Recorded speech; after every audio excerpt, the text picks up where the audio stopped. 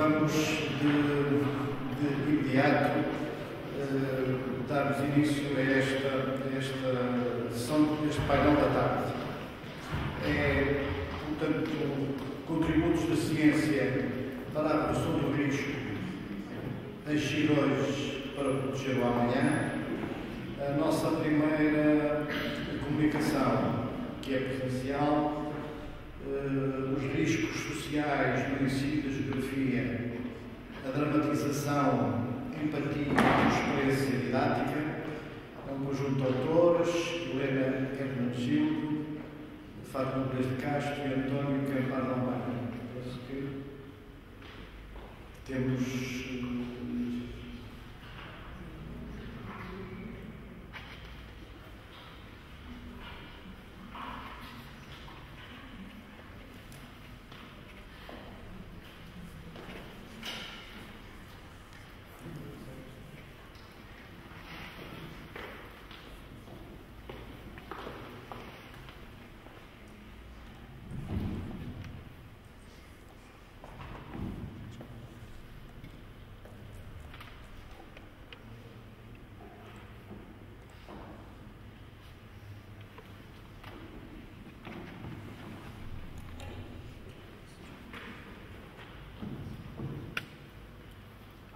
boa tarde a todos.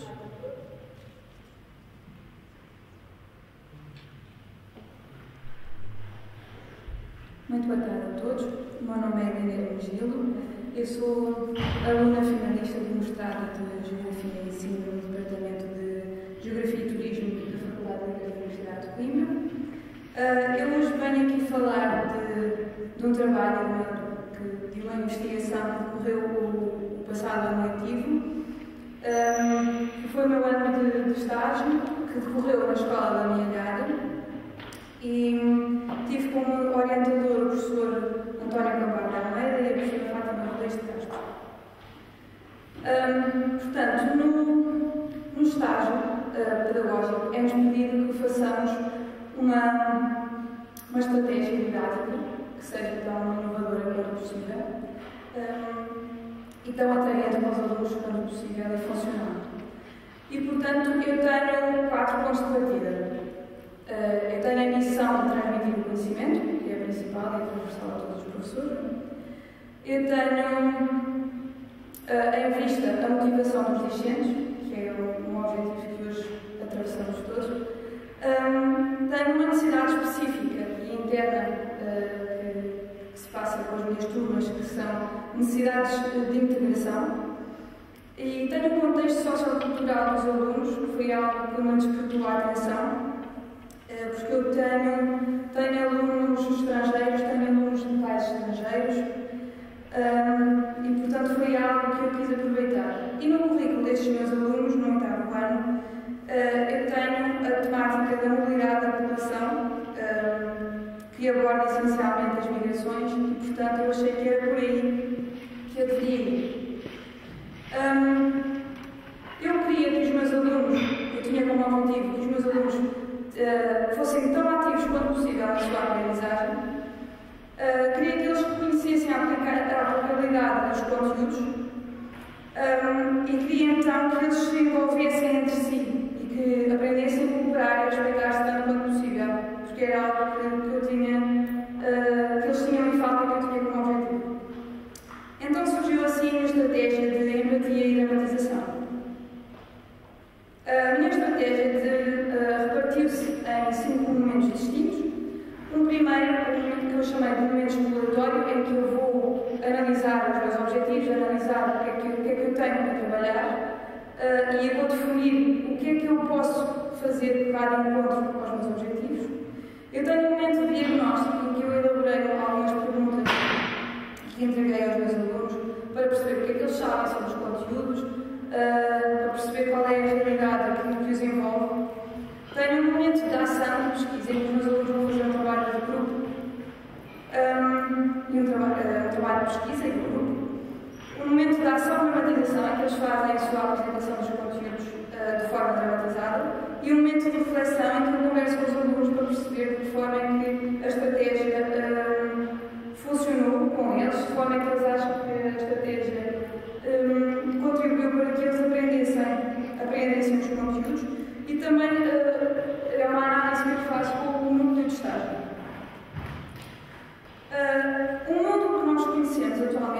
principalmente depois da queda do Muro de Berlim, nós temos como um mundo cada vez mais livre e sem fronteiras. No entanto, isto é algo que se revela nos mercados, mas que para os seres humanos não é bem assim. Porque tem-se erguido, principalmente desde 2005, tem-se erguido vários muros, e esta realidade não está de todo longe da realidade europeia, porque muitos deles são do espaço europeu. E recentemente o número de refugiados igualou os números da Segunda Guerra Mundial. Portanto, a realidade não é bem como muitas vezes vemos. Este autor, Ulrich Beck, afirma que vivemos numa época marcada pela evolução científica e tecnológica. Esta evolução traz-nos muitas vantagens, mas também nos traz muitos riscos, nomeadamente riscos ecológicos, riscos em termos de empregabilidade, os padrões de empregabilidade, os princípios de empregabilidade, o individualismo, a desigualdade e principalmente a insegurança.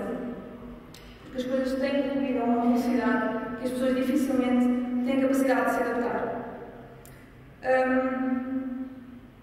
Verificamos uma tendência das sociedades desenvolvidas para uma desvalorização e até mesmo uma apatia perante os assuntos sociais. E estes novos riscos que surgem carecem de identificação, carecem de ponderação e de uma atuação respectiva, em conformidade. Portanto, como eu disse, vários foram os muros que se ergueram, como este que está aqui nesta imagem, e como diz este autor, a percepção dos riscos determina o pensamento e a ação. Portanto, a educação para os riscos é fundamental, mais que não seja para os percepcionarmos e para pensarmos como é que vamos agir no futuro enquanto cidadãos. Portugal também não está assim tão aliado desta realidade. Em termos de migrações, Portugal tem sido um país essencialmente de imigração, de saída. Temos o principal exemplo das imigrações dos anos 60 e 70, em que as pessoas saíram a salto, ou seja, estavam em graves situações de risco, porque iam indocumentados, porque quando chegavam fixavam-se em situações desumanas, os chamados bidonville, e mesmo os imigrantes atuais que se fixam em Portugal, podemos confirmar em notícias recentes, agora com a questão da pandemia, as pessoas estão muitas vezes em situações de sublotação que não são de todas aconselhadas agora, e é esta a realidade dos nossos imigrantes muitas vezes. Ora, no que concerne à empatia, eu fiz uma breve análise, e numa altura em que as perturbações psicológicas estão tão presentes na nossa sociedade e nos nossos jovens, eu quis que a minha estratégia se pautasse pela promoção de autoconfiança e de autoestima dos alunos. Queria proporcionar-lhes interações desprovidas de preconceitos e geradoras de entendimento.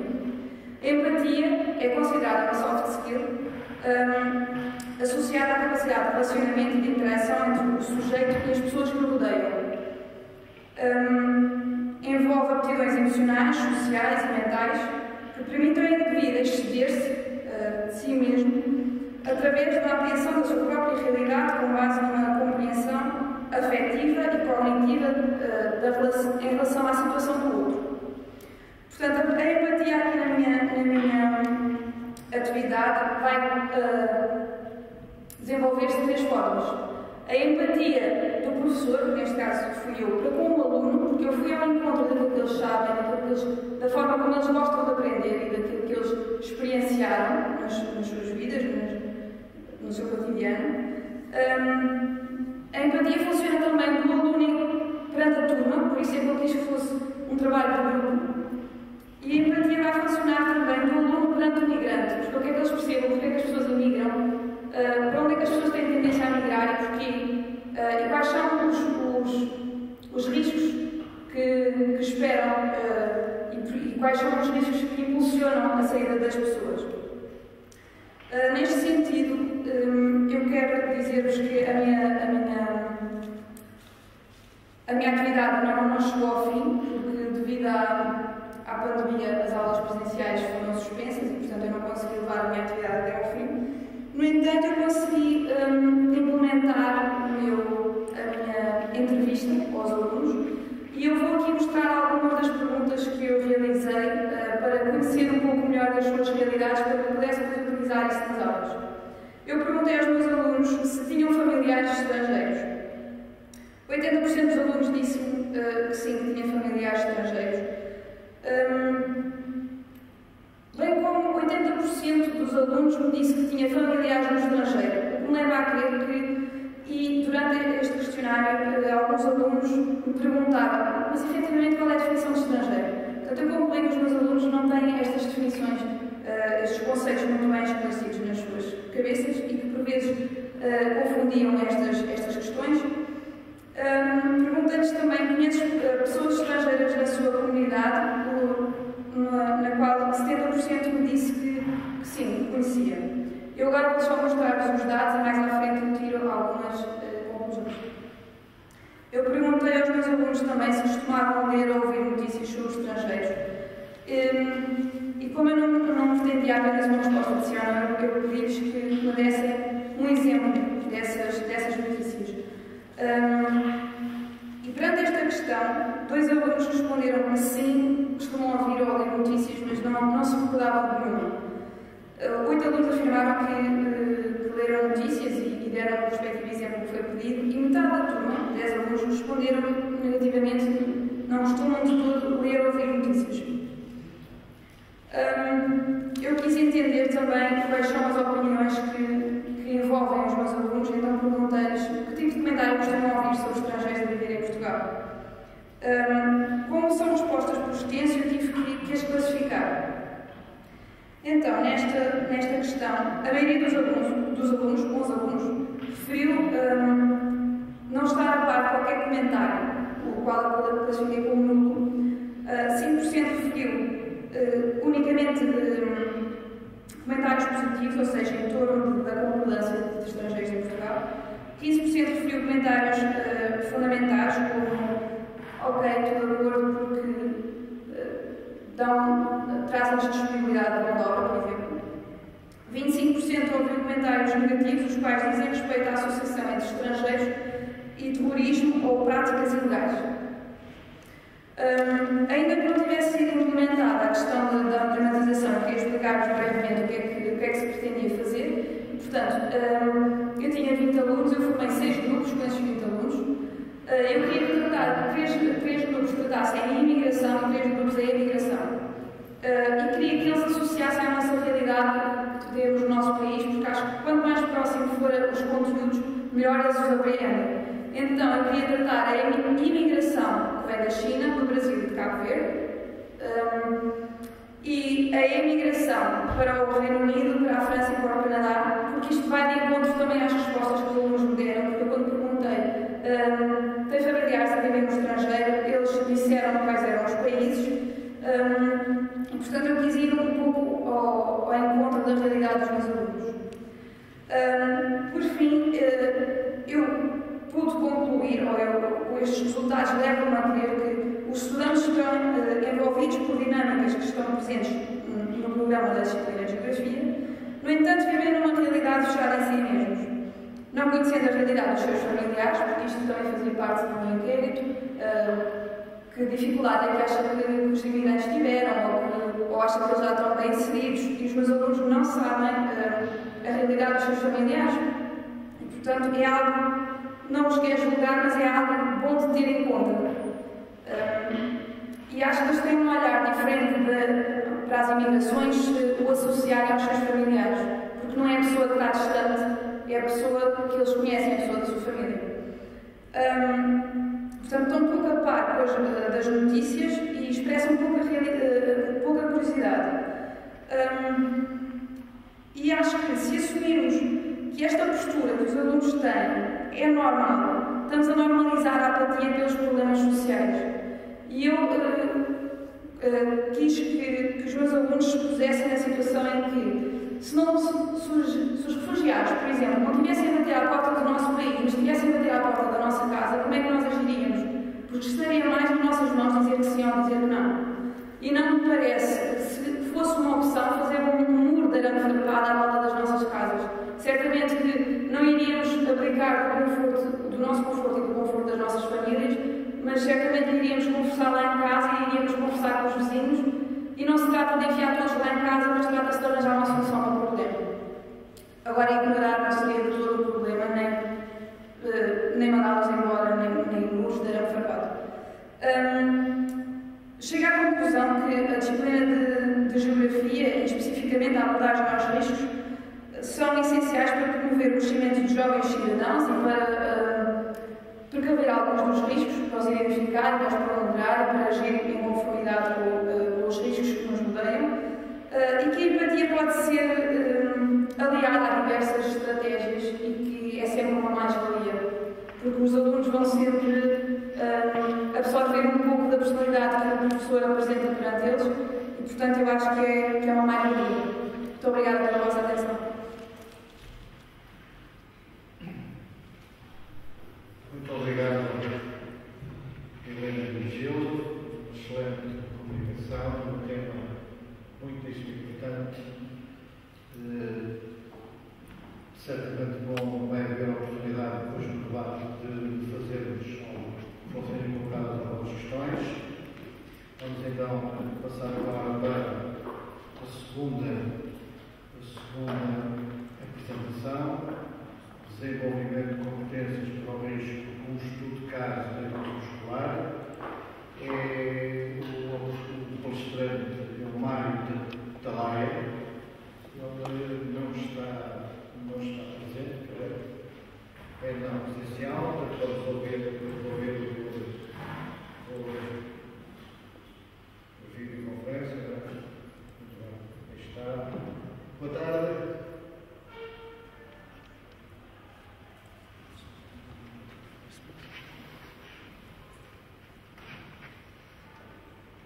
Boa tarde.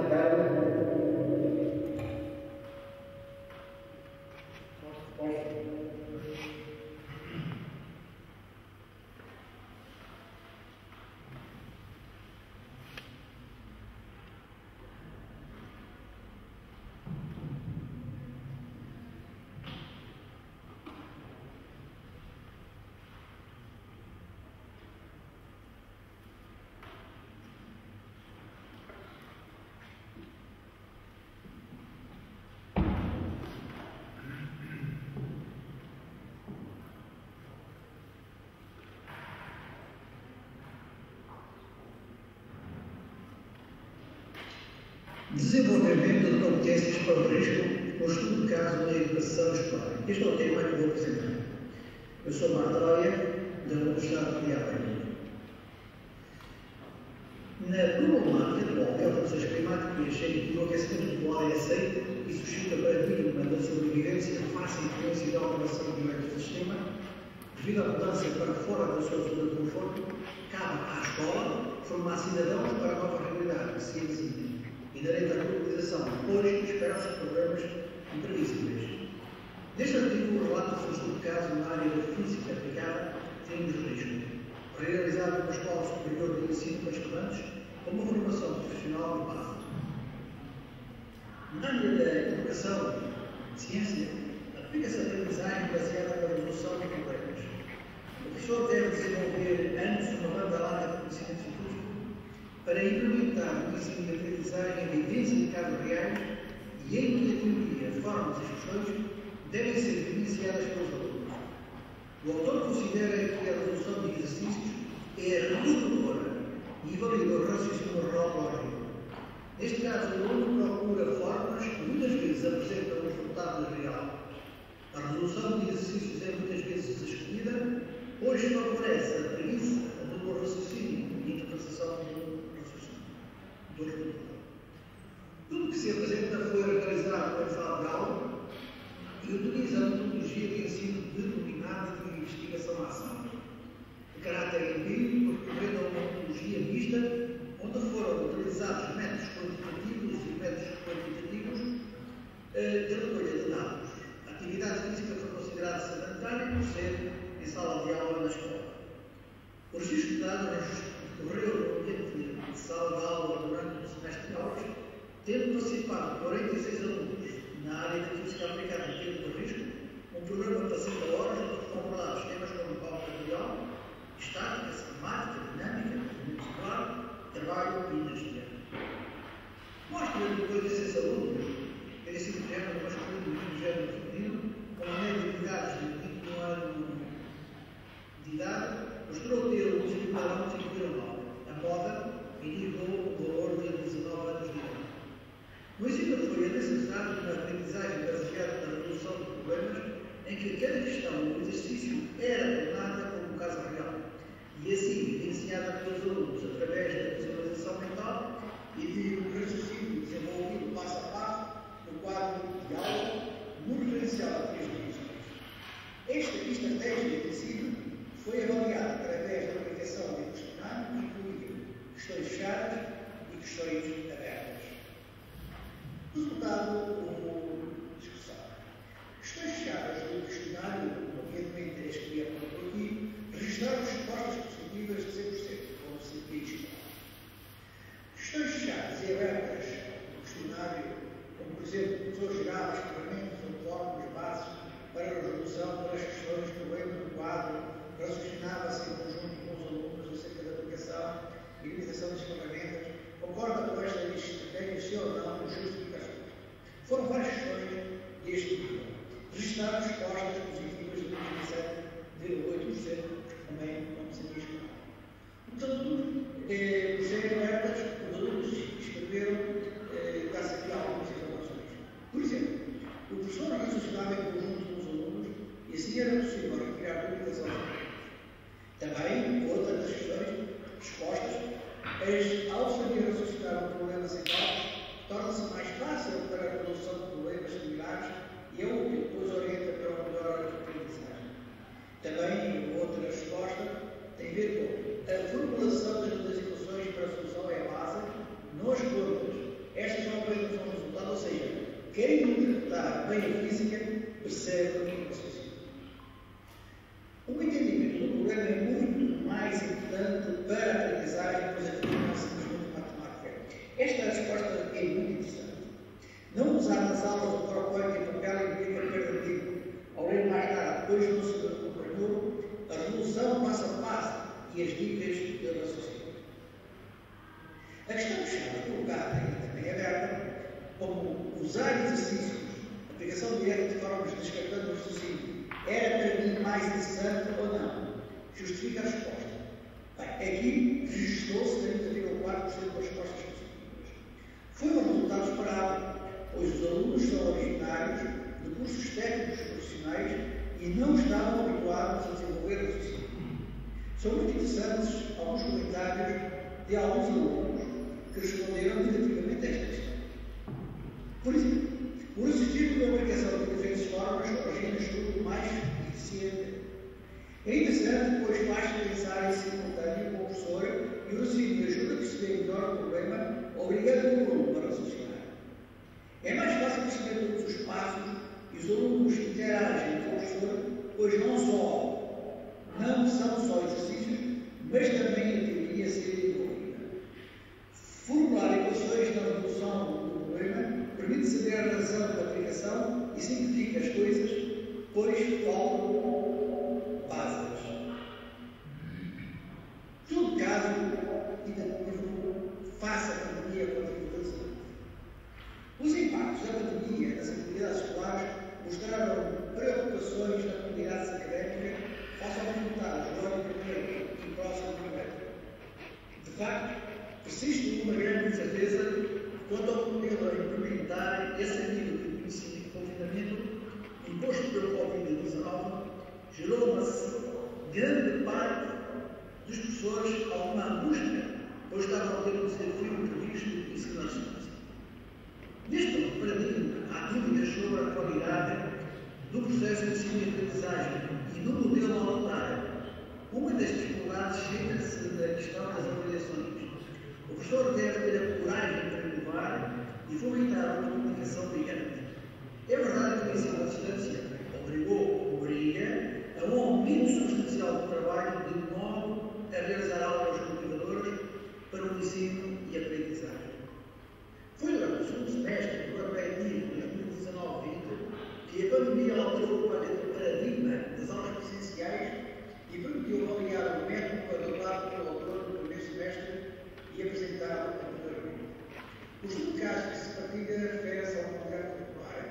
mecânica de fluidos, com estruturas programáticos, hidrostática, hidrodinâmica, perdas de carga, projetos de instalação industrial e seleção de uma bomba acidental, do curso de licenciatura em engenharia. Após o início das aulas da ciência, houve necessidade imediata de desejar implementar novos desafios. Folhas dos estatutos foram elaboradas, relatando aquilo passo a passo para os alunos vivenciar antes e durante as aulas via Zoom por aí. A turma registrou 170 aprovações e as notas finais variaram entre 10 e 18 valores, ou seja, 15,3 em média, mais ou menos 2,5 os alunos, afinal, para aparecer cerca do modo de correr com a resolução e que sugestões indicariam para o novo ano letivo ou para o novo desafio. Há vários exemplos. Vou apenas falar de um. Isto por a nossa unidade popular é de fluidos. Quando tivemos a primeira aula, eu estava, digamos, um pouco assustado, ao que é normal quando se tem uma unidade pela primeira vez, que não conhecemos o professor que não conhecemos. Com o avançar do semestre, nós fomos conhecer o professor durante as aulas e o professor a nós. Começamos a ver aqui as nossas conversas, em sala de aula, que estávamos perante um professor diferente. O professor ensinou-nos que o campo de fluidos não se tornou apenas dentro de tudo, mas sim do outro lado. Podemos ver o campo de fluidos dentro do nosso corpo, através da pensadoria, dos comboios com a guarda sobre carris, e temos de guardar uma certa distância de segurança da segunda parte dos ligados do comboio. Nos jogos de futebol, quando os jogadores fazem pequenos remates com uma trajetória curvilínea, nas pranchas de surf, quando desligam sobre a água, e muito mais. Das primeiras semanas da mecânica de fluidos, eu e os colegas, por curiosidade, fomos consultar a bibliografia da mecânica de fluidos e vimos que a matéria que se ia desenhar era muito complicada. Mas o professor surpreendeu-nos de uma forma muito positiva, conseguindo dar aquela matéria de uma forma muito natural, fazendo que a matéria não fosse esta parte muito interessante escrita pelos alunos, injetar em nós bastante aquilo. O professor fez com que nós raciocinássemos para que nós percebêssemos não só o que acontece, mas o porquê de acontecer as coisas da forma que acontecem. Entretanto, surgiu a pandemia do Covid-19, o que nos fez adaptar à situação, o que foi muito bem conseguido consigo. Iniciamos uma nova ensino à distância com remessas do professor muito bem escritas, ou seja, as suas remessas continham a matéria de uma forma muito clara e direta, que depois ficou conectada com as aulas à distância, que correram muito bem, mas para o professor nos mostrar o raciocínio e depois esclarecer mais dúvidas que nos tinham surgido. A qual o professor se esforçou para nos explicar as coisas tal e qual como fazer de forma essencial e que foi bem conhecido. Vimos que a mecânica de fluidos está mais relacionada com o Covid-19 do que nós pensávamos. O Covid-19 tentou-nos parar, mas não nos conseguiu parar, nós conseguimos dominar e vencer. Esta informação dos alunos é muito interessante, vale a pena refletir essa questão. Considerações finais. Este estudo mostrou que é possível transformar exercícios em verdadeiras questões de problema que alertam para riscos da tomada de decisões e favorecem a construção do conhecimento científico.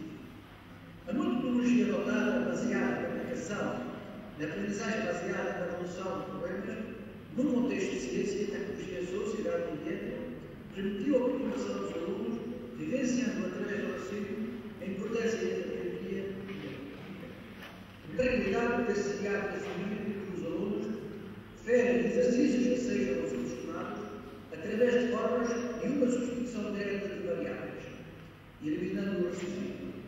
O autor defende que exercícios sugere ensino motor, pelo que a aprendizagem baseada na resolução de problemas obriga ao professor a ter uma banda larga de conhecimento científico. Uma coordenação complementar de uma turma foi realizada com a adoção da mesma estratégia e com a dificuldade da pandemia com a organização. As contribuições registradas de alunos são um espólio muito interessante e rico que dá imensa informação para melhorar as práticas educativas quer sejam aulas presenciais, quer sejam aulas à distância. Finalmente, os alunos deverão ser preparados em 3 bases fundamentais: a coragem, a inovação e a comunicação. Com estas 3 bases fundamentais bem realizadas e com uma base poderosa de conhecimento científico, poder-se finalmente incutir no coração do formando a nova visão de cidadania. Agradeço a vossa atenção. Obrigado. Obrigado pela sua apresentação.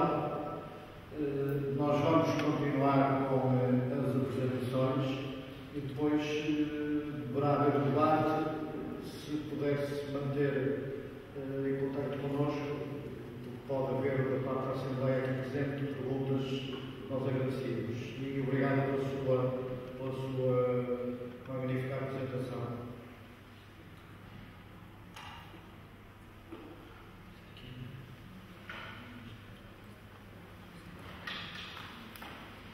Agora vamos continuar.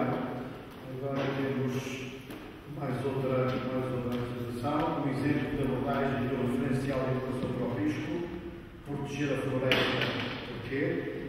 E é a Bela Vaz que vai nos apresentar.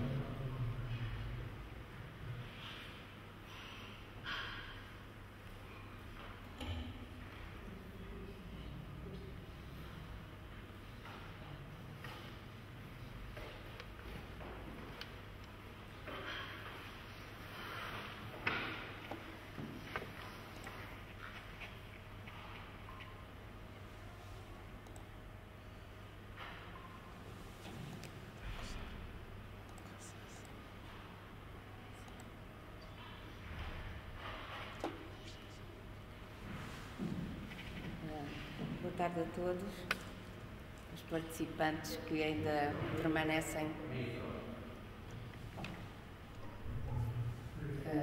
Congratulo pelos participantes que ainda permanecem até hoje aqui na sala. Muito boa tarde. Queria também agradecer a oportunidade de participar nesta partilha de conhecimento, que para mim também é de afetos, com um carinho especial pelo professor Luciano. O trabalho que vos aqui trago um exemplo de abordagem de referencial de educação para o risco de proteger a floresta, porque teve início em 2017, 2018 e depois prolongou-se para o ano seguinte, num contexto em que a nossa escola integrou um projeto de flexibilidade curricular que depois veio dar origem ao Decreto-Lei 55. Nesse contexto, e sendo esse ano um ano tão traumático com o que se passou nos incêndios florestais, a nossa escola optou por pôr como tema aglutinador do trabalho os incêndios florestais. É nesse contexto que nós trabalhamos com 2 turmas do ensino secundário. E no ano seguinte tivemos a oportunidade de ter uma formação integrada no 12º Encontro Nacional de Riscos que se passou lá na nossa escola. A minha comunicação integra 3 aspectos: o enquadramento da abordagem pedagógica realizada, o referencial de educação para o risco e o nosso trabalho, que é o que eu aqui vos queria apresentar, que é de que forma é que o nosso trabalho se integra nos princípios da educação para o risco, desse referencial, e os resultados alcançados, os produtos finais que conseguimos produzir. O tema gerador, portanto, foram os incêndios florestais e partimos do conhecimento das árvores, da floresta, para os riscos da floresta e nesses os incêndios florestais. Na dimensão da cidadania e desenvolvimento, que é uma dimensão que no ensino secundário integra todas as disciplinas, promovemos os princípios da precaução do RER, que referem o domínio da informação, do saber, o domínio da formação, saber fazer, e o domínio cultural dos valores e das atitudes. A geografia, como pano de fundo, tendo o tema o mundo rural em mudança e os incêndios florestais, abarca 3 vertentes fundamentais, que é a educação ambiental, a educação para a sustentabilidade e a educação cívica, partindo, portanto, do real para o abstrato. O enquadramento teórico deste trabalho baseia-se nas áreas de competência do perfil terminal do aluno para a escolaridade obrigatória, na Estratégia Nacional de Educação para a Cidadania, no programa da Geografia, ou seja, nas aprendizagens essenciais, e ainda no referencial de Educação para o Risco, Riscos Mistos. Neste referencial, nós propusemos um trabalho de pesquisa dos alunos integrado no subtema A, incêndios florestais, que pretendia conhecer o conceito e as causas, os principais efeitos, os comportamentos de prevenção e as medidas de autoproteção. Isto tudo para quê? Para que se produzissem formas de sensibilização e informação para a população.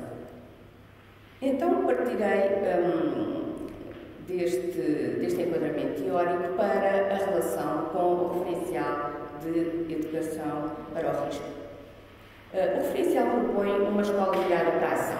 Nós partimos de um problema real, que foram os incêndios florestais.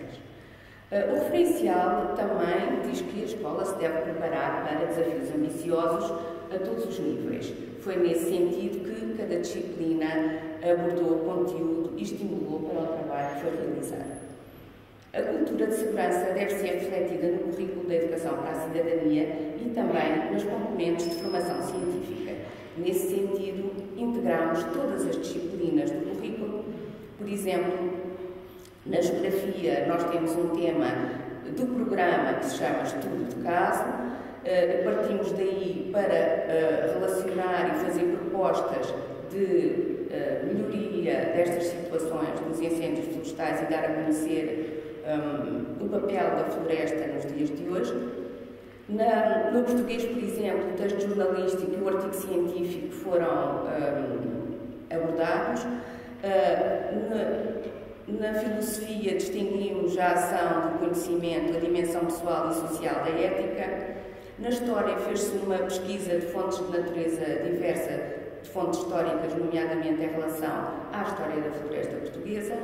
Na economia, os direitos e deveres dos consumidores no âmbito da proteção da floresta. Em matemática, interpretaram-se dados estatísticos das situações que os alunos recolheram. E até na educação física, a importância dos espaços naturais para a prática da atividade física e desportiva, a identificação de locais para essa prática.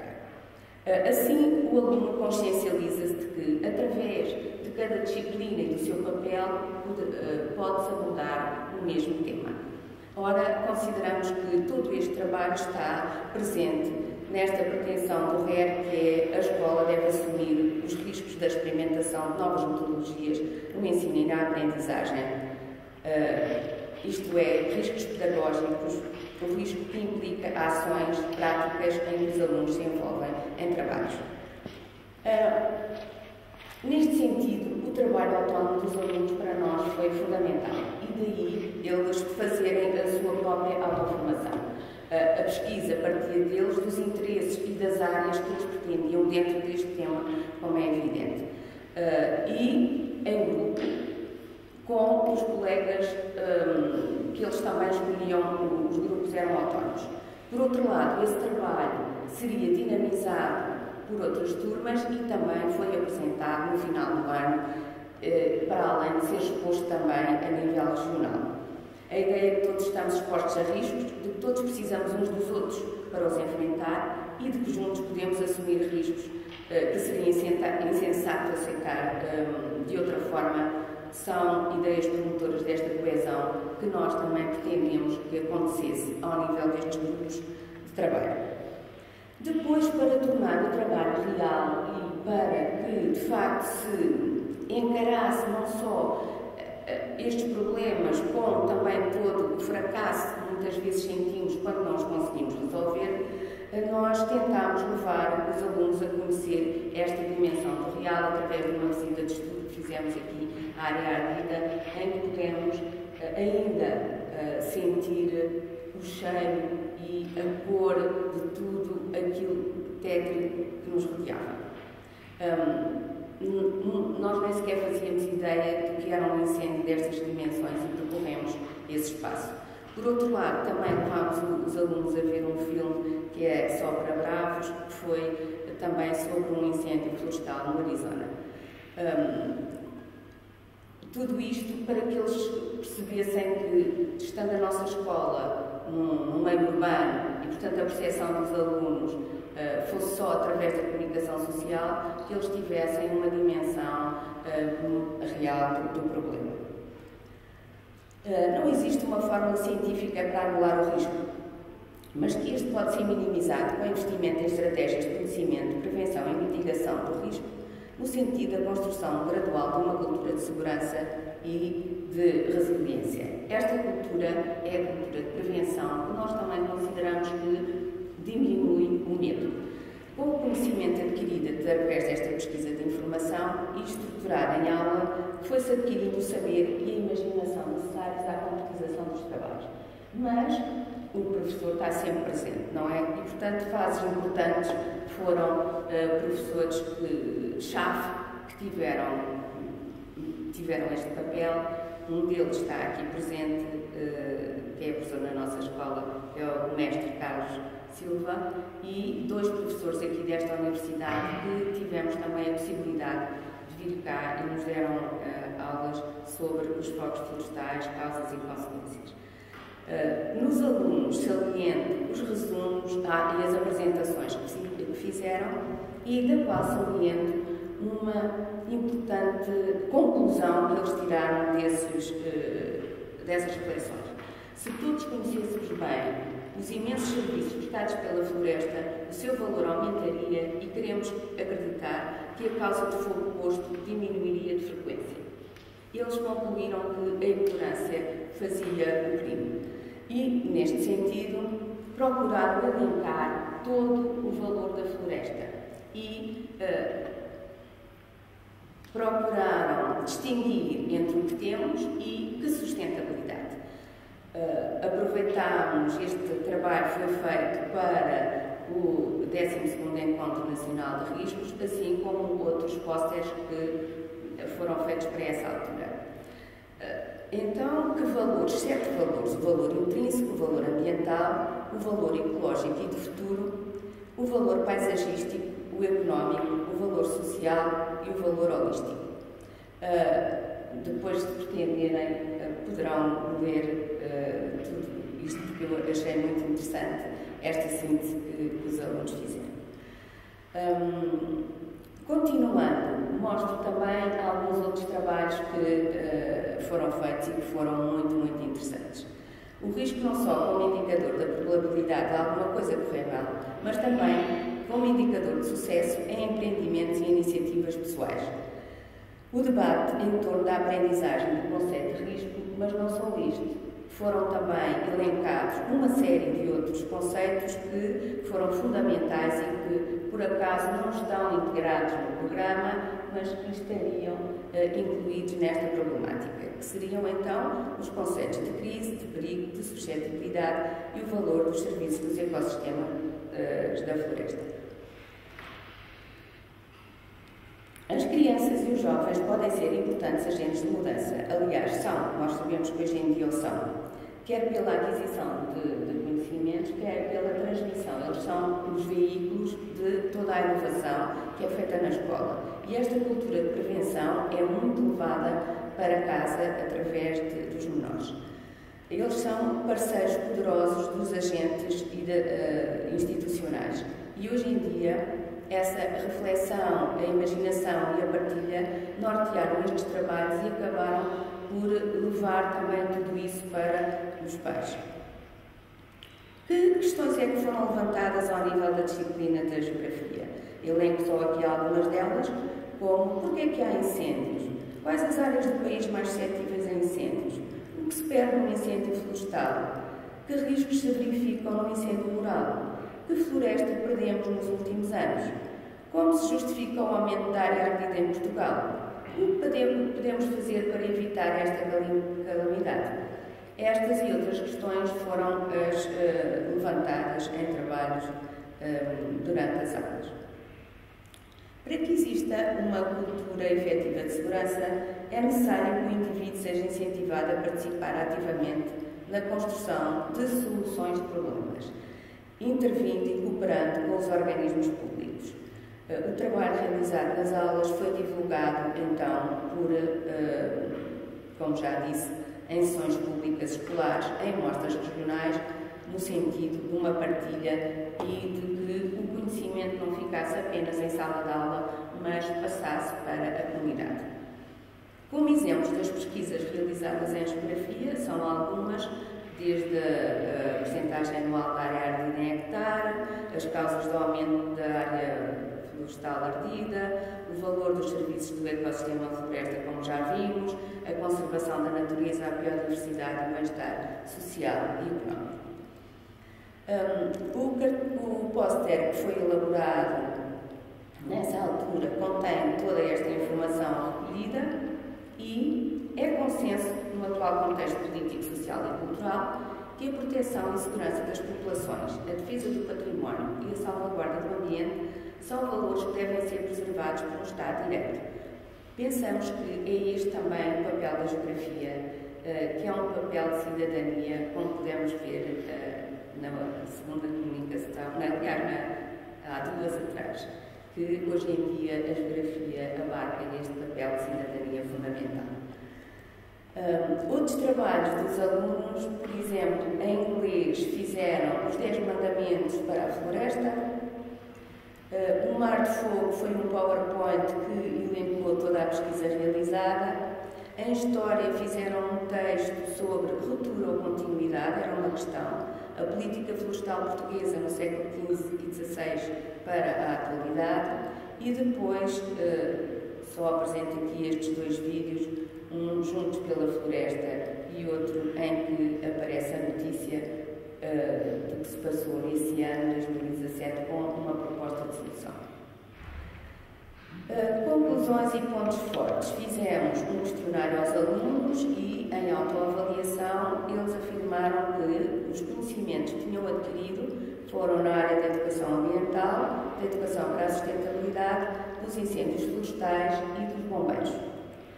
Ao nível das competências, vou salientar apenas 3. Gostei da forma como trabalhámos nas atividades realizadas, do tema que é bastante atual e que tem grande pertinência nos dias de hoje. Desenvolvi inúmeras capacidades e valores em todas as atividades em que participei. O projeto ajuda a ter mais responsabilidade e autonomia. Gostei da dinâmica do grupo e da cooperação com as minhas colegas, a troca de ideias e a ajuda nos assuntos. Como conclusões e resultados alcançados, assim, e em consonância com as diretivas do RER, através do desenvolvimento deste tema, deu-se um passo na formação cidadã e investiu-se em estratégias de conhecimento, prevenção e mitigação do risco, no sentido de uma cultura da resiliência, permitindo aos alunos que eles construíssem a sua própria formação e conhecimento, reconhecessem o valor dos serviços dos ecossistemas da floresta, utilizassem novos conceitos, aumentassem a sua formação pessoal e social, participassem ativamente na construção de soluções de problemas nacionais e regionais, porque eles fizeram estes trabalhos para divulgação na comunidade. E agradeço a vossa paciência e a vossa atenção. Deixo só aqui como memória uma foto do professor. Muito obrigada.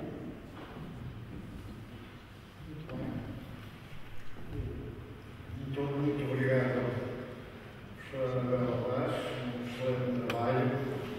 São os 8 anos convidados, Décimo primeiro. Pronto, vamos ter esperança que, quando eles tiverem a oportunidade de ser primeiro-ministro e ministro deste país, vão ser sempre melhores com esta educação e a sensibilização que nos foi dada. Não sabemos se há floresta na altura para eles protegerem, mas vamos ver. Vamos ter esperança que sim. Ora bom, vamos agora mais uma apresentação, avaliação, mitigação e comunicação de risco, sísmico e ensinamento do projeto Terça Estado. de João Estevão, Mónica Ferreira, Luís Sá e o professor mais Oliveira também. Portanto, vai ser por videoconferência, não?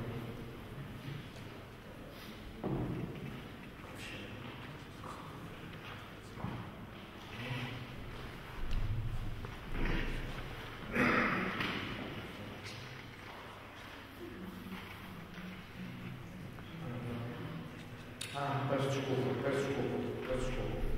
Antes desta disse comunicação com risco e contexto municipal, reflexões preliminares de Mariana Nunes e Sandra Ribeiro. Peço desculpa.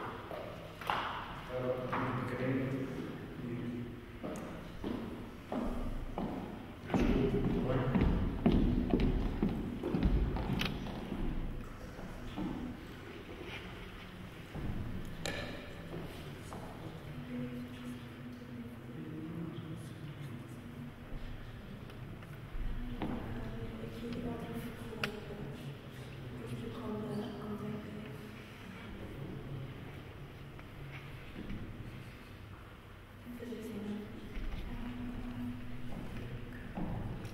Boa tarde. Antes de mais, meus cumprimentos à plateia. Deste lado fala a Mariana Nunes, mestranda em Gestão Estratégica das Relações Públicas na Escola Superior de Comunicação Social do Instituto Politécnico de Lisboa e agora uma das autoras do painel 6 aqui no Congresso Internacional de Riscos, em conjunto com a professora doutora Sandra Pereira, que por motivos profissionais não pode estar aqui presente. Cabe-me aqui apresentar-vos o meu projeto de tese de mestrado sobre comunicação de risco no setor público municipal, sob o prisma da área disciplinar e profissional das relações públicas, que se materializará num artigo intitulado Comunicação de risco em contexto municipal, reflexões preliminares. Ora, em plena sociedade do risco, torna-se imperioso alertar a consciência dos indivíduos para os múltiplos riscos, perigos, ameaças, catástrofes globais e virtualmente iminentes, capacitando-nos para uma reação e ação mais informada, tendo em vista a minimização das consequências que por norma se conjecturam drásticas. Caberá, portanto, às instituições públicas mais próximas dos cidadãos zelar pela sua segurança. Ora, a atuação no campo da gestão do risco obriga igualmente à criação e desenvolvimento de planos de comunicação para informar os cidadãos, mas também, e talvez mais importante, para os envolver ativamente na prossecução desses planos. Por isso, se criar uma relação de confiança entre as entidades competentes, os órgãos decisores, os peritos, as populações e os próprios meios de comunicação social, haverá, por certo, menos vítimas e mais cidadãos capacitados para uma atuação responsável e cooperante com as autoridades de segurança. Contudo, este nem sempre se apresenta o cenário real, dado o clima de insegurança e desconfiança que os indivíduos sentem, não apenas em relação ao ambiente vulnerável, complexo, incerto e ambíguo em que coabitam, mas também face às entidades ultraburocráticas que parecem por vezes não aplicar grandes políticas de abertura e inclusão à comunidade, nem chamam o cidadão comum ao palco das decisões políticas, em conjunto com os peritos, que são agentes muito mais informados e preparados. Partindo desta realidade, surgiu a motivação para avançar para o estudo do fluxo comunicacional em cenário de risco e ameaça entre um organismo responsável pela segurança pública, como é o caso de uma autarquia local, e a sua comunidade, tendo em vista perceber o papel que as relações públicas poderão desempenhar numa atuação concertada entre estes dois players, isto é, uma Câmara Municipal e os seus municípios. Por isso, em primeiro lugar, pretendemos analisar o esforço empregue por um governo local ao comunicar situações de risco à sua comunidade, não apenas com o propósito de a informar, mas lá está, a capacitar para uma ação muito mais informada em relação às ameaças e riscos que poderão ocorrer no município em estudo, que neste caso será a Vila de Mafra, e em seguida perceber se a comunidade tem abertura suficiente para fazer chegar junto dos órgãos decisores as suas próprias percepções de risco no Conselho e se as mensagens emitidas pelo seu governo local são eficazmente recepcionadas pela comunidade, não só a ponto de a informar, mas também de formar uma comunidade muito mais alerta, consciente, resiliente e capaz de atuar preventivamente. O estudo desta temática partiu não só da motivação uma motivação pessoal, do interesse pessoal, diria, pela comunicação do risco no contexto municipal, mas também por uma necessidade detectada em desenvolver um discurso muito mais informado acerca do papel que as relações públicas poderão desempenhar numa primeira instância relativamente à prevenção de um risco e, subsequentemente, na resolução de uma crise propriamente dita, explotada por um risco ou ameaça não controlados. Faltam estudos académicos em Portugal que relacionem o risco com a comunicação estratégica, em torno de planos e táticas para informar e capacitar os cidadãos, mas Portugal carece, aliás, envolvendo-os até enquanto agentes de segurança pública, e agora o Covid enquanto agentes de saúde pública, mas Portugal carece, acima de tudo, de estudos que corroborem o papel benéfico que as relações públicas estratégicas poderão desempenhar no seio das organizações que trabalham sobre a gestão do risco e das ameaças à segurança pública. Considerando que a comunicação é a pedra basilar apta a instituir estas condições favoráveis ao relacionamento entre os organismos e os seus públicos e que inúmeras vezes se encontra quebrada ou mal cimentada, poucas foram as investigações levadas a cabo pela área da comunicação estratégica do risco e, por isso, pelos profissionais das relações públicas, sobretudo no que concerne no campo da administração pública autónoma. Mediante esta lógica, o estudo será desenvolvido em volta da seguinte pergunta de partida. As relações públicas estratégicas contribuem para a capacitação dos indivíduos sobre o risco no setor público municipal?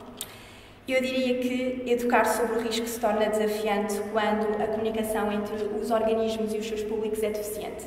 Quer isto dizer que quando os técnicos e decisores não partilham das mesmas percepções de risco que o público leigo, prevalecem disparidades ao nível da consciência e da informação entre ambas as partes, provocando sentimentos como a descrença e a indiferença.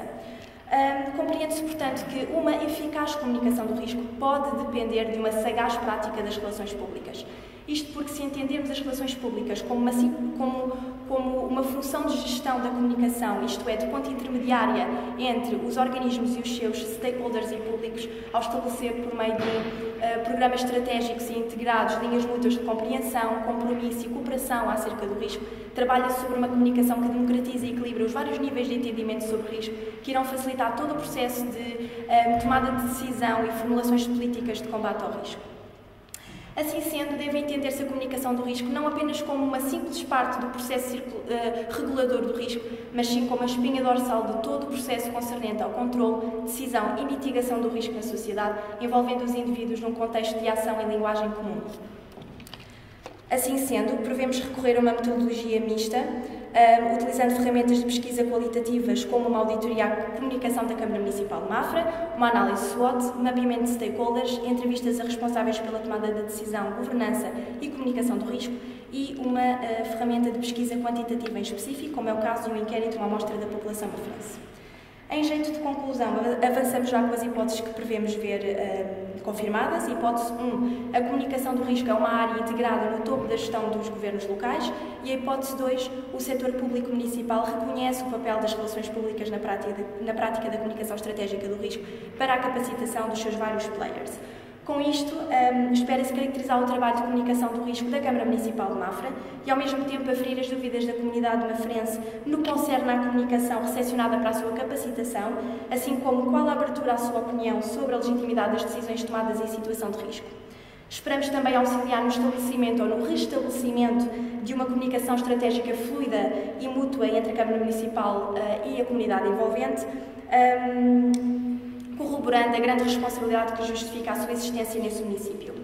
Até ao momento já nos foi possível fazer o levantamento de algumas dificuldades sentidas no desenvolvimento do estudo, entre as quais destaca o acesso restrito, absolutamente característico das instituições governamentais, neste caso de um governo local, e a necessidade de conquistar a confiança e a credibilidade destas entidades, sobretudo quando se pretende estabelecer contacto para entrevistas, por exemplo, uma vez que o risco se constitui como um tema polémico em termos institucionais, daí notar-se um certo secretismo, ou diria até uma cultura de silêncio, que denota já pouca abertura para explorar esta matéria, pelo menos neste setor.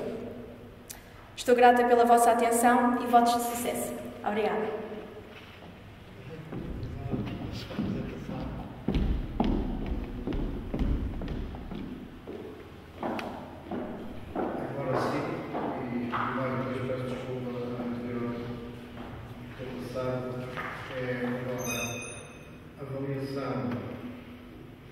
Mitigação e comunicação do risco, sismico que ensinamentos do projeto do Mestre está, os palestrantes, os João Estevam, Mónica Ferreira, Luís Sá e Carlos Alberto.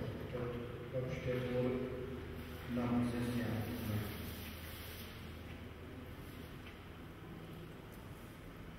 Avaliação, mitigação e comunicação do risco civil, ensinamentos do projeto persiste. Os autores são João Estevam, Mónica Ferreira, Luís Sá e Carlos. E resultou do trabalho realizado no projeto persista, cujo acrónimo é de Projetos de Escolas Resilientes aos Riscos no território do Algarve e do Guarda. Os resultados podem ser consultados na Plataforma Nacional para a Redução do Risco de Catástrofes. Os principais objetivos do projeto persista eram desenvolver uma ferramenta para a avaliação da segurança das escolas, visando a obtenção de uma lista ordenada de escolas, promover a educação e comunicação do risco específico da população estudantil, através da criação de guia práticos como resiliente aos riscos e do guia educativo o que é que o chão se move. Isto está possíveis medidas de reforço sísmico das escolas existentes, com a criação do guia de reabilitação sísmica e através da realização do reforço sísmico em 2 escolas piloto, uma delas localizada no Algarve. O estudo incide unicamente na escola do primeiro ciclo do ensino básico, e nesta apresentação iremos somente abordar as escolas existentes no Algarve. A recolha de informação foi bastante desafiante em face da reduzida quantidade de dados técnicos existentes nos arquivos, designadamente sobre as construções mais antigas. Foram identificadas diferentes tipologias de escola da Alemanha tradicional, apresentando projetos de tipo concebidos especificamente para o Algarve, a começar pelo arquiteto Raul e, numa primeira fase, que teve início nos anos 30 do século XX. Numa segunda fase, apareceram as tipologias do arquiteto Alberto de Souza, que ainda são muito comuns no Algarve, muito embora alguns desses edifícios já tenham sido alvo a algumas alterações e ampliações, e infelizmente sem terem sido calculados os problemas relacionados com a ocorrência do Chile. Numa terceira fase, já no contexto do plano das construções, apareceram as tipologias do arquiteto Fernando Pérez. Nos anos 70 do século XX, surgiram escolas já com estrutura de beton armado, começando pelas escolas P3, ainda construídas com projetos de tipo. Também existem no Algarve muitas tipologias de escolas realizadas com projetos de tipo, mas em menor número no primeiro ciclo do ensino básico.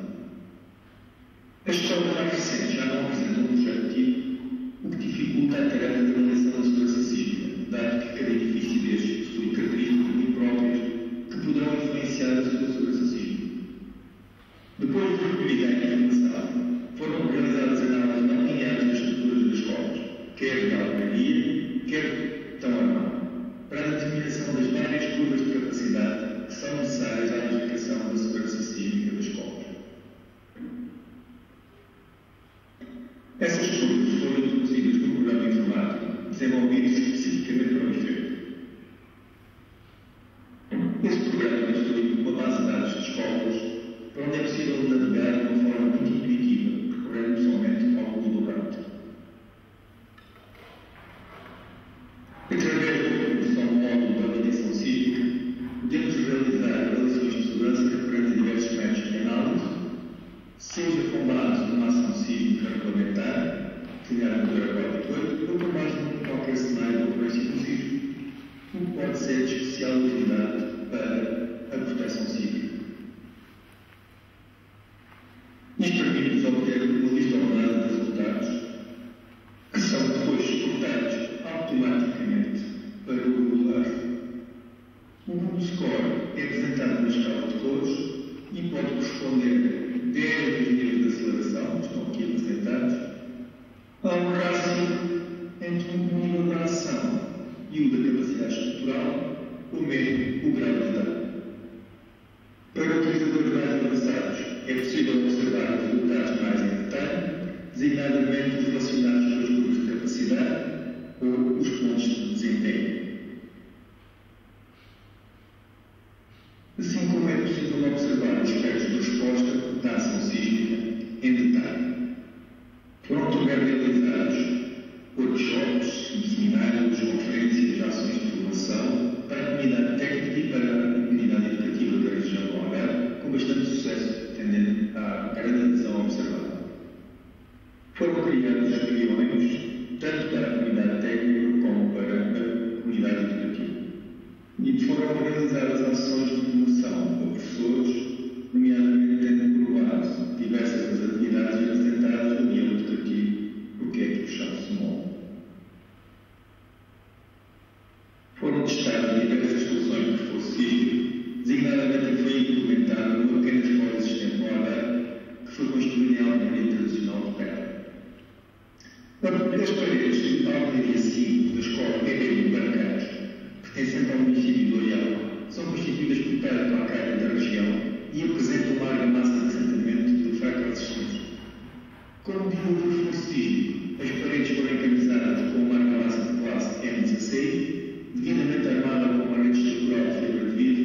ligado a conectores de aço inox que atravessavam as paredes enxutas com um padrão regular. Deste trabalho podemos retirar as seguintes principais conclusões. Existe uma grande dificuldade em encontrar a informação necessária à avaliação da segurança sísmica das escolas, essencialmente das escolas mais antigas, que são, por regra geral, as que apresentam menor segurança sísmica. O desenvolvimento de uma ferramenta informática para a avaliação sísmica das escolas revelou-se de grande utilidade, designadamente atendendo ao elevado número de escolas em estudo na região do Algarve, e ainda assim não foi possível estudar todas as escolas existentes. A realização das ações de formação para professores aparentaram ter sido um grande sucesso e parece ser uma forma eficaz de comunicação do risco sísmico no seio da comunidade escolar. A ordem do reforço sísmico uma escola piloto evidenciou as dificuldades para a realização deste tipo de tarefa, designadamente associados à avaliação sísmica no contexto do aeroporto 8, mas também em relação à execução deste tipo de solução de reforço sísmico em face da mão de obra mais usual nas empresas, não apresentaram conhecimento suficiente sobre este tipo de técnicas construtivas. Os intervenientes agradecem ao Programa Integrado para o Arquiteto de Espanha e Portugal e ao Fundo Europeu de Desenvolvimento Regional FEDER pelo apoio financeiro através do projeto Persistent.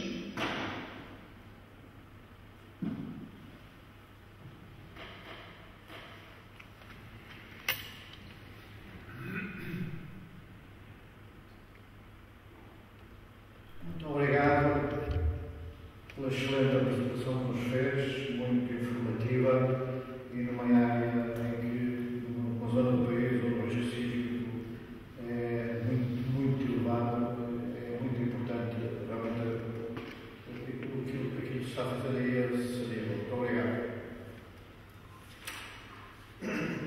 Agora temos mais uma apresentação, também não essencial, creio.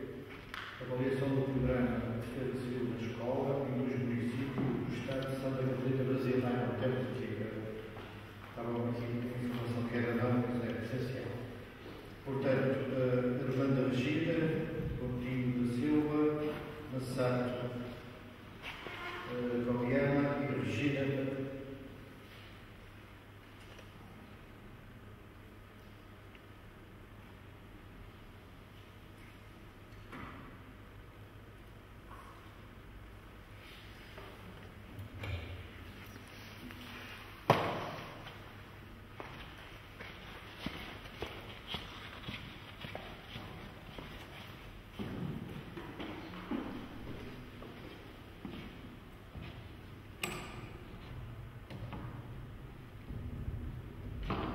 Boa tarde a todos.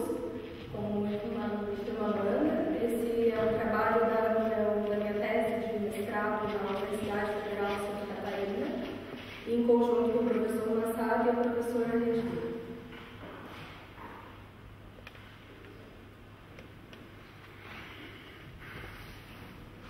Então, primeiramente, é necessário evidenciar que as comunidades inseridas em áreas de risco elas devem estar preparadas para contextos de riscos de desastres e nos 2 municípios estudados de Lauro Miller e de Imbituba, os riscos presentes nessas regiões são preponderantemente de inundações e deslizamentos. O estado de Santa Catarina, localizado no sul do estado brasileiro, possui a Secretaria Estadual de Defesa Civil, que idealizou em 2012 o Programa Defesa Civil na Escola, atuante em vários municípios da região, e dentre esses municípios encontra-se o município de Imbituba e de Lauro Miller. O Programa Defesa Civil na Escola busca a promoção da redução de riscos de desastres, trazendo contribuições também a respeito de educação ambiental para alunos e professores de escolas da rede estadual de ensino municipal e estadual do estado. As intervenções ocorrem, portanto, em escolas situadas no território catarinense e abrange a temática relacionada aos eventos locais. Eles tentam aproximar os alunos daquelas escolas da realidade do seu município, da região em que eles residem. Nesse sentido, a pesquisa analisou escolas municipais de Imbituba e Lauro Miller no ano de 2018. Então, o objetivo geral foi avaliar se o programa tornou alunos e professores mais sensíveis à realidade do contexto de riscos de desastre. Foi desenvolvido com 4 escolas, sendo 3 no município de Imbituba e uma escola no município de Lauro Miller. O município de Imbituba situa-se no litoral do estado de Santa Catarina, próximo ao mar, e possui terrenos suscetíveis a deslizamentos e inundações. A população do município, conforme dados do Instituto Brasileiro de Geografia e Estatística, possui escolaridade alta e a pesquisa foi desenvolvida no momento em que os alunos se encontravam no 6º ano do ensino fundamental. A pesquisa em si foi efetuada no ano de 2019 e os alunos se encontravam no 7º ano. O questionário foi aplicado com alunos que não participaram do programa e também com alunos que haviam participado em 2018. Já Lauro Miller, por se localizar no sudeste do estado, próximo à serra, é suscetível a inundações por ter rios que cortam a região, deslizamentos, enxurradas e erosão fluvial.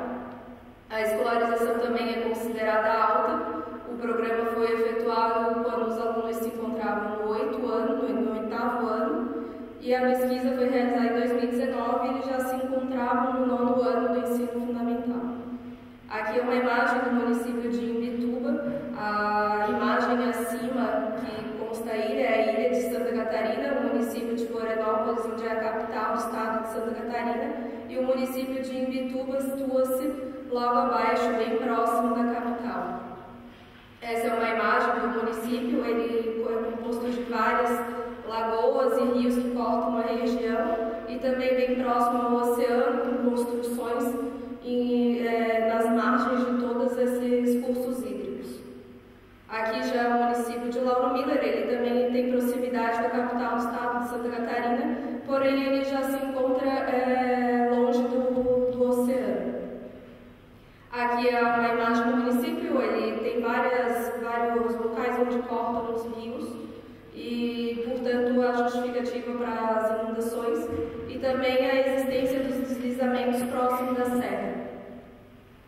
Então, a metodologia da pesquisa foi avaliar a execução do programa e assim foram aplicados questionários para os alunos e entrevistas com professores de cada uma das escolas que haviam participado do programa. A fundamentação integrou análises de políticas públicas a partir da observação de relações entre são 2 políticas existentes, que é a Política Nacional de Proteção e Defesa Civil e a Política Nacional de Educação Ambiental. Verificou-se de que forma elas estariam relacionadas com esse programa que foi implantado nas escolas. Então, os resultados apontam que o programa ele foi capaz de sensibilizar os alunos e professores sobre a importância da proteção e defesa civil. Apesar disso, não houve grande mudança nas noções sobre proteção ao meio ambiente, como a destinação adequada de resíduos sólidos, dentre outras questões que envolvem o assunto. O engajamento de professores e alunos da própria escola também ainda necessita de maior mobilização. O alcance de conhecimento sobre o tema deve chegar também àqueles que não participaram do programa e à própria comunidade, uma vez que se percebeu uma diferença de respostas entre os alunos que haviam participado do programa e aqueles que não participaram. As relações entre o meio que vivem, as comunidades e o seu contexto social devem ser melhor estudadas, de forma a se planejarem ações mais específicas à realidade de cada grupo. Apesar disso, as escolas têm recebido o programa com boa vontade e, aparentemente, as estratégias de redução de riscos desenvolvidas pelo programa são executadas por algumas escolas. Percebe-se que há escolas mais engajadas no assunto, enquanto outras ainda precisam de maior mobilização. As escolas dos municípios estão em áreas consideradas de riscos de desastres naturais, conforme dados do Serviço Geológico Brasileiro, isso de pesquisa levantada no ano de 2014, e o programa deve ser considerado como uma diretriz de programa educacional a ser operacionalizado como projeto em cada escola. Essa operacionalização deve se basear na localização da escola e caracterização dos riscos. Deve considerar a percepção de riscos de desastres de professores e alunos nos 2 municípios. A resiliência precisa ser reforçada com simulados que tornem a experiência mais efetiva e como integrante de programas de educação dessa modalidade. Então, como conclusões, percebeu-se que a cultura de redução de riscos depende de programas desenvolvidos contínua e permanentemente. As abordagens sobre o tema devem alcançar pessoas de variadas faixas etárias e não apenas de determinados setores da sociedade. Ações junto a escolas e comunidades devem estar melhor preparadas para intervir, conhecendo melhor o espaço em que vivem as pessoas que os recebem. Reconhece-se que crianças e adolescentes estão no momento mais adequado para aprender e refletir sobre temas que lhes são propostos, ademais são capazes de estimular ações em adultos, de modo que também passem a reconhecer seus papéis como fundamentais na prevenção. Obrigada pela atenção de todos.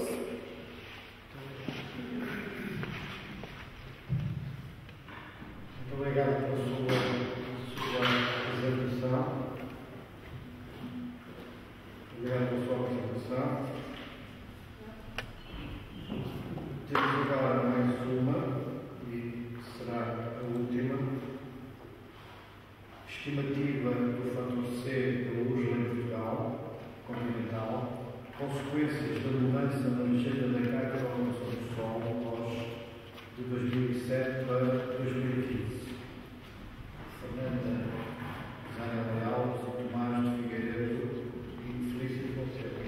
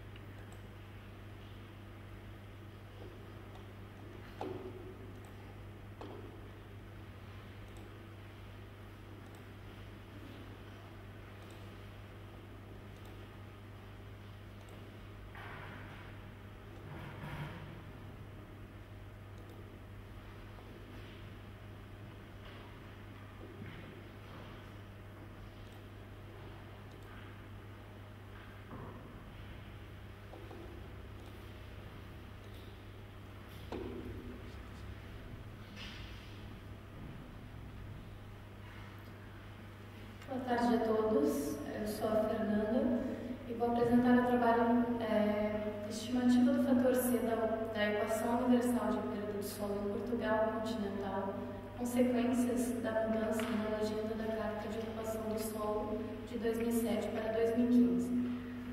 O reconhecimento cartográfico das mudanças no uso do solo é importante para a gestão do território, com vista à definição e implementação de estratégias eficazes de combate aos processos erosivos, degradação do solo, desertificação, entre outros.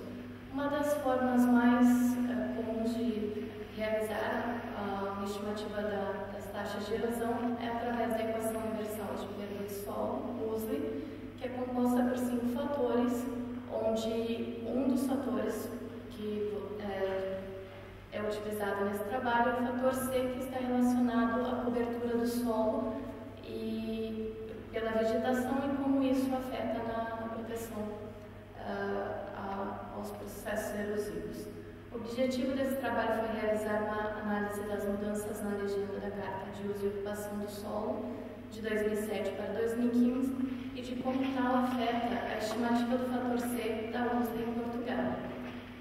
Para isso, a área de estudo foi Portugal continental e o material utilizado foi a Carta de Uso e Ocupação do Solo para os anos de 2007 e 2015 e seu memorial descritivo obtidos no site da Direção-Geral do Território. E para este estudo foram utilizados apenas o nível 2 e 5 da pós e apenas as classes que tinham vegetação.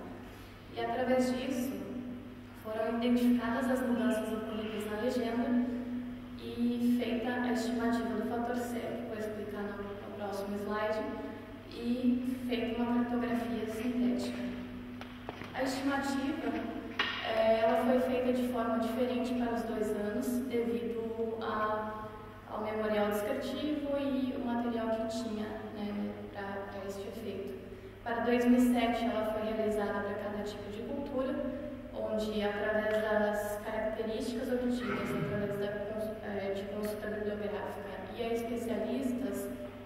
e também da própria descrição da COS 2007 para o nível 5 foi elaborada as restrições de cálculo, em seguida realizada a estimativa para o fator C. Para alguns tipos de cultura foram utilizados a reduzibilidade das precipitações, como para as culturas caducifólias e culturas temporárias, como vinha, castanheiros, culturas temporárias sequeiro, entre outras.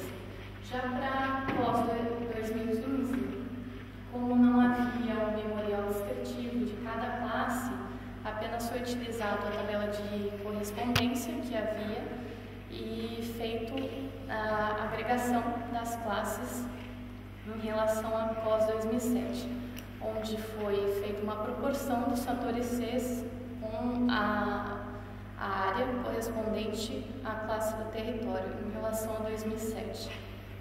E como resultados, as diferenças entre a COS 2007 e 2015 correspondem ao número de classe do nível 5, respectivamente de 255 e 48. Esse número de classe acaba sendo diferente de um ano para o outro, porque a COS 2015 ela agrega algumas classes, como por exemplo os olivais. Na COS 2015 ela corresponde às classes de olivais, olivais com vinha e olivais com pomar da COS 2007. E em relação às diferenças entre esses 2 anos, foi observado que apenas corresponde às classes com vegetação. As classes sem vegetação não se mantiveram as mesmas. E também observou-se que nem todas as agregações dessas classes foram apropriadas, já que classes com pouca vegetação foram agregadas junto com classes sem vegetação, como as praias, dunas e areias interiores, praias, dunas e areias costeiros, aceiros e ou corta-fogos, junto com a classe de vegetação esparsa. Aqui tem um exemplo, mais um, aqui de como as vinhas foram agregadas. Vinhas com pomar e vinhas com olival se tornaram na COS 2015 vinhas. E aqui o próximo exemplo é em relação às áreas ardidas, onde as áreas ardidas não florestais elas acabaram sendo agregadas na classe matos, e as outras áreas ardidas com características florestais foram agregadas na sua correspondência, o que pode causar um problema, tanto causa um problema para esse estudo e também para outros tipos de estudos que podem trabalhar com essa mudança do solo. E as diferenças entre a COS 2007 para 2015, elas trazem dificuldades acrescidas em estimar o fator C de cada classe, face à diversidade de usos incluída numa mesma unidade cartográfica. As especificações técnicas da COS de Portugal Continental para 95, 2007 e 2010, elas são bem mais detalhadas do que para 2015, o que no memorial da COS 2015 apenas foi encontrada uma tabela comparativa com esses outros anos, não uma descrição detalhada das classes. E os fatores C da classe da COS 2015, eles acabaram sendo mais elevados do que em 2007, e o que gera problemas de comparabilidade temporal e variação das tendências de evolução no grau de proteção do solo contra a erosão conferido pelo coberto vegetal. Também observa-se que a COS está cada vez mais parecida com a Corine Land Cover, que é uma outra cartografia a nível europeu, e que nesse processo pode cada vez mais os níveis estão sendo reduzidos e esse detalhamento também. E para concluir, as mudanças da legenda da COS 2015 em relação a 2007, apesar de apresentar um número menor de classes de uso do solo, o que poderia facilitar o estudo, acaba trazendo o oposto, ou seja, ela reduz o nível de detalhamento, o que gera dificuldade para comparar as mudanças tidas no território e também na estimativa do fator C. Agradeço a todos.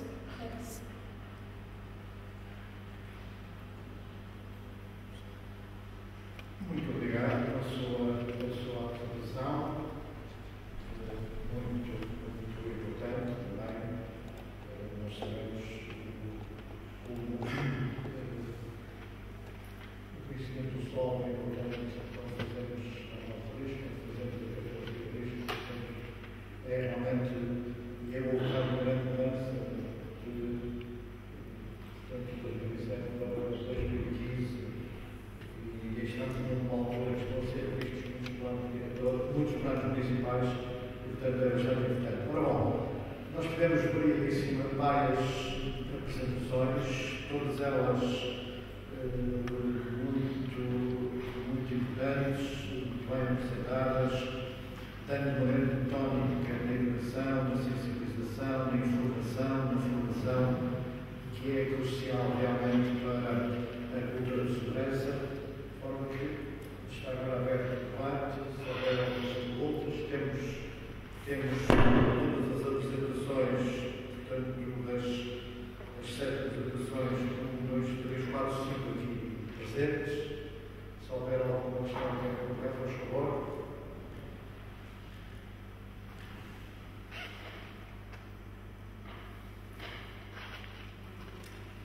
Por favor.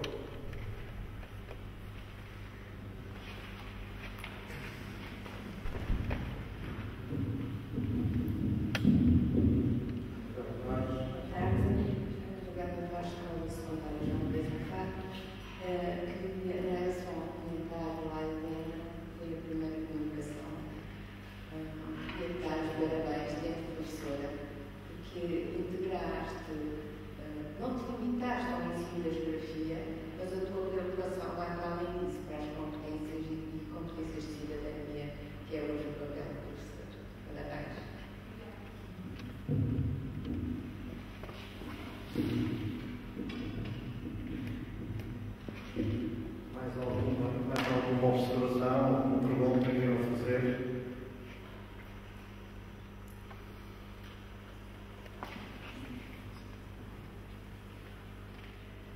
Alguma senhora que estou a pergunta, por favor, coloque o microfone. Falo mesmo junto ao microfone para se ouvir bem.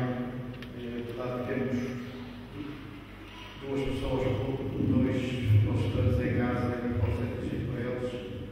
Portanto, nós conversámos essencialmente sobre a educação, mas esta colega, cujo nome eu não me recordo, a Mariana falou sobre a comunicação entre as autarquias e a população, e dizer, nós estamos a formar jovens para ser adultos e realmente é preciso apelar à consciencialização dos riscos, mas é preciso saber como atuar, e a atuação lá é muito difícil atualmente, e portanto a comunicação é essencial, e portanto obrigada, Mariana, por nos ter trazido esse tema. Muito bem, mais um comentário, elogio à apresentação. Eu disse logo que realmente foram excelentes comunicações, que apelaram de maneira muito forte à educação, sensibilização, informação, formação. Portanto, mais alguma questão que queiram? O professor? Não. Penso que no bate-papo estará aí uma questão. Houve logo uma bolinha vermelha.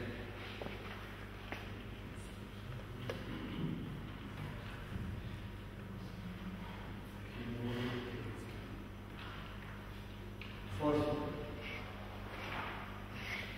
Não.